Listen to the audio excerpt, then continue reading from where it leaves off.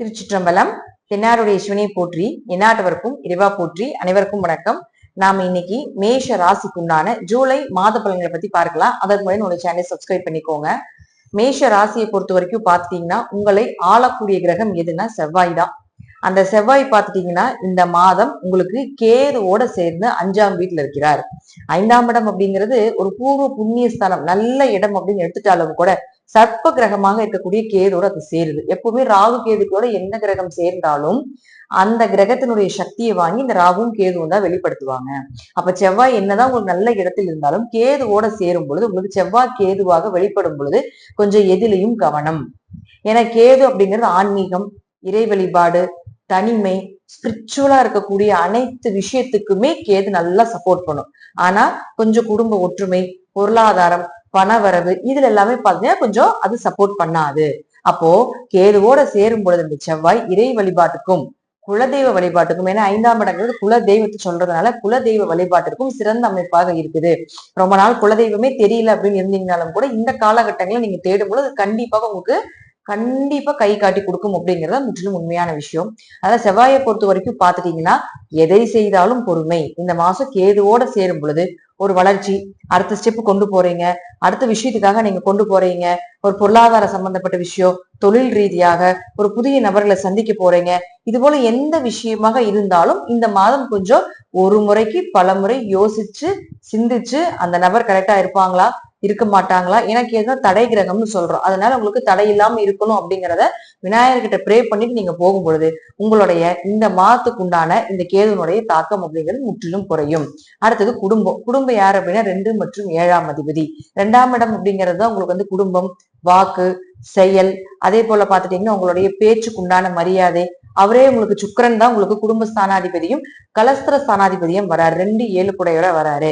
அப்ப 7ஆம் இடங்கிறது திருமணம், பார்ட்னர் போட்டு செய்யறது, இதெல்லாம் 7ஆம் இடம் தான். அப்ப அந்த 7ஆம் இடத்த அதிபதினு சொல்லக்கூடிய சுக்கிரன் உங்களுக்கு 2ஆம் வீட்டுல ஆட்சி பலம் பெற்று தன்னுடைய சொந்த வீட்டிலேயே பலமா இருக்கிறார். அப்ப எப்பொழுதுமே நம்ம என்ன தெரிஞ்சுக்கணும்னா, ஒரு கிரகம் இப்ப நாம நம்மளுடைய சொந்த வீட்டுலதான் நம்ம எவ்வளவு சந்தோஷமா பலமா இருக்கும். அப்ப அதே போலதான் அந்த சுக்கிரன் தன்னுடைய சொந்த வீட்டுல இந்த ஒரு மாதம் ஃபுல்லா இருக்கும் பொழுது நீங்க கேட்டது, நீங்க நினைத்தது அனைத்தையுமே பாத்துட்டீங்கன்னா நடக்கும். குடும்ப ஒற்றுமை உங்களுக்கு செவ்வாயினால கொஞ்சம் கெடுத்தாலும் கூட இந்த சுக்கிரன் அப்படின்னு சொல்லக்கூடியவர் ஏதாவது ஒரு வழியில ஒரு டைம் சண்டை போட்டால் ஒரு டைம் நிம்மதியை கொடுத்துருவார். ஏதாவது ஒரு வழியில பண வரவை ஏற்படுத்தி கொடுப்பார். திருமணம் சார்ந்த விஷயத்துக்கு ஏதாவது ட்ரை பண்ணிட்டு இருக்கிறீங்க, அல்லது புதுசா ஏதாவது திருமணத்துக்காக இப்பதான் எடுக்கிறோம், இப்பதான் ஜாதகம் பார்க்கிறோம், இப்பதான் ஏதாவது செய்யலான் இருக்கீங்க அப்படின்னா கொஞ்சம் பொறுமையை யோசிச்சு செய்யறது நல்லது. மற்றபடி நார்மலா பாத்துட்டு இருக்கக்கூடியவர்களுக்கு எல்லாமே பாத்துட்டீங்கன்னா இந்த மாதம் ஒரு சிறப்பான மாதமாக இருக்கும் அப்படிங்கறதா உண்மை. சுக்கிரன் நல்லா இருக்கும் பொழுது குடும்ப தேவைகள், பொருளாதாரம் இதெல்லாம் கொஞ்சம் சிறப்பா இருக்கும். வீட்டுக்கு தேவையான பொருட்கள் எல்லாமே வாங்கி கொடுக்கறது, இது போல நல்ல நல்ல விஷயங்கள், சந்தோஷங்கள் இதெல்லாமே ஏகதேசமா உங்களுக்கு இந்த சுக்கிரன் கொடுத்து விடுவார். அடுத்தது பாருங்க உங்களுக்கு புதன். இந்த புதன் அப்படின்னு சொல்லக்கூடிய 3 மற்றும் 6ஆம் அதிபதி இருக்கக்கூடிய வீடு அப்படின்னு பாத்துட்டீங்கன்னா உங்களுக்கு 4ஆம் வீட்டுல கடகராசியில இருக்கிறார். 18ஆம் தேதியிலிருந்து இந்த புதன் அப்படின்னு சொல்லக்கூடியவர் வக்ரம் ஆகிறார். அப்ப வக்ரம் ஆகும் பொழுது என்ன செய்வார் அப்படின்னு பாத்தீங்கன்னா, உங்க ஜாதகத்துல புதன் வக்ரமாக இருந்தால் ஓரளவுக்கு நன்மைகளை கொடுத்து விடுவார்.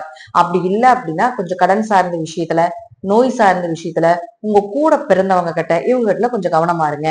உங்களுக்கு ஒரு பக்கம் கடன் வாங்கணும், ஒரு மருத்துவ செலவு பண்ண போறீங்க, ஒரு டாக்டர் கன்சல்ட் பண்ணணும், ஒரு பெரிய விஷயத்துக்காக டாக்டர் கன்சல்ட் பண்ண போறீங்க, இது போல ஏதாவது விஷயங்கள் இருக்குது. அதே போல 6ஆம் இடம் அப்படின்னு சொல்லக்கூடியது பாத்தீங்கன்னா உங்களுக்கு புதனே. அப்ப 6ஆம் இடங்கிறது உங்களுக்கு வேலை வாய்ப்பு சொல்றோம். அப்ப வேலைக்கு உண்டான கிரகமாக இருக்கக்கூடிய புதன் உங்களுக்கு வக்கரம் பெறும் பொழுது 18ஆம் தேதிக்கு முன்னாடி ஏதாவது வேலை வாய்ப்புக்கு தேட போறீங்க, புதிய வேலைக்கு ட்ரை பண்ண போறீங்க, ஒரு வேலை மாற்றம், ஒரு இடமாற்றம் பண்ணலான் இருக்கீங்க, இப்படி எல்லாம் இருந்ததுன்னா 18ஆம் தேதிக்கு முன்னாடி வைத்துக் கொள்வது என்பது சிறப்பு.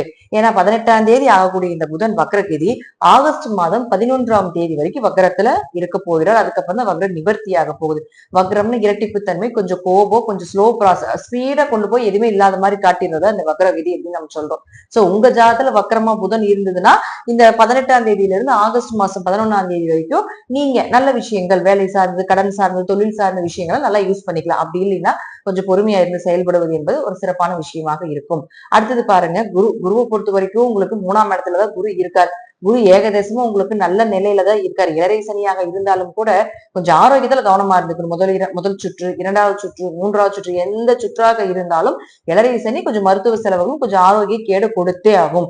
2வது சுற்றுக்கு மட்டும் கொஞ்சம் பண வரவையும் கொடுக்கும், அதே போல ஆரோக்கியத்தையும் 2 ஈக்குவலா கொடுக்குமே தவிர முதல் சுற்று 3வது சுற்றாக இருக்கக்கூடியவர்கள் ரொம்ப ரொம்ப ரொம்ப ஆரோக்கியத்துல கவனமா இருக்கணும்.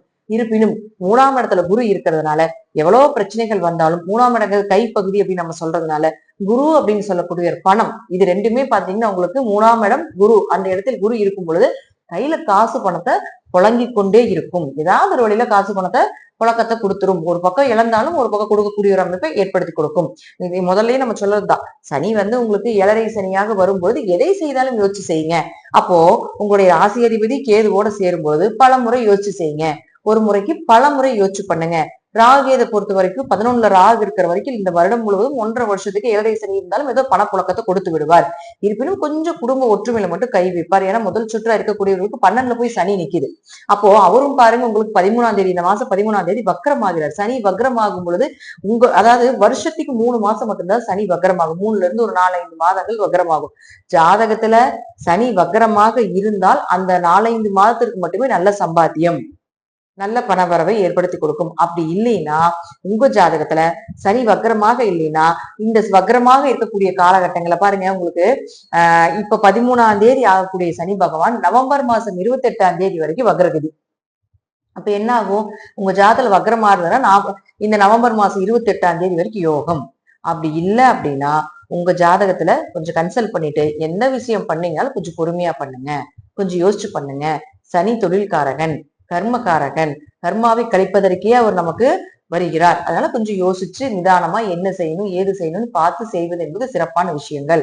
ஏன்னா சனி உங்களுக்கு 10-11ஆம் அதிபதி, தொழிலையும் லாபத்தையும் அவரு தான் கொடுப்பாரு. அப்ப ஏகதேசமா ஒரு 12க்கு வந்து விரயத்தை மட்டும் தான் கொடுத்துட்டு இருக்காரு அப்படிங்கிறது அமைப்பே. அப்போ வக்ரமும் ஆகும் பொழுது ஓரளவுக்கு பார்த்து நிதானமா செய்யுங்க அப்படிங்கிறது அமைப்பு. செவ்வாய் உங்களுக்கு இந்த மாதம் முழுவதும் இருக்கிறதால கொஞ்சம் மைண்ட் ப்ரெஷர் ரொம்ப ஜாஸ்தியா தான் இருக்கும். சோ அதுல மட்டும் கொஞ்சம் விநாயகர் வழிபாடு பண்றதும் யோகா மெடிடேஷன் போன்ற விஷயங்கள் செய்யும் பொழுதும் மைண்ட் கண்ட்ரோலுக்கு ரொம்ப சிறப்பா இருக்கும் அப்படிங்கிறது அமைப்பு. ஒருத்தருக்கு மைண்ட் கண்ட்ரோலா நம்ம வச்சுக்கிட்டாலே அடுத்த ப்ராசஸிங் அப்படின்னு நல்லா பண்ணலாம். சோ அதனால கொஞ்சம் செவ்வாய்க்கேது இருக்கிறதால முருகன் வழிபாடு அதிகமா பண்றது சிறப்பான விஷயமாக இருக்கும் அப்படிங்கிறது இந்த மாதத்தினுடைய மேஷ ராசிக்குண்டான பலனாகும். இது எல்லாமே உங்க ஜாதக ரீதியாக நான் சொல்லக்கூடிய கருத்துக்கள் சிறிது மாறுபடலாம், தசாபுத்தி ரீதியாகவும். நன்றி. மீண்டும் ஒரு நல்ல பதிவுல சந்திக்கலாம். திருச்சிற்றம்பலம், தில்லையம்பலம், ஸ்ரீ நரசிம்ம திருவிலே சரணம்.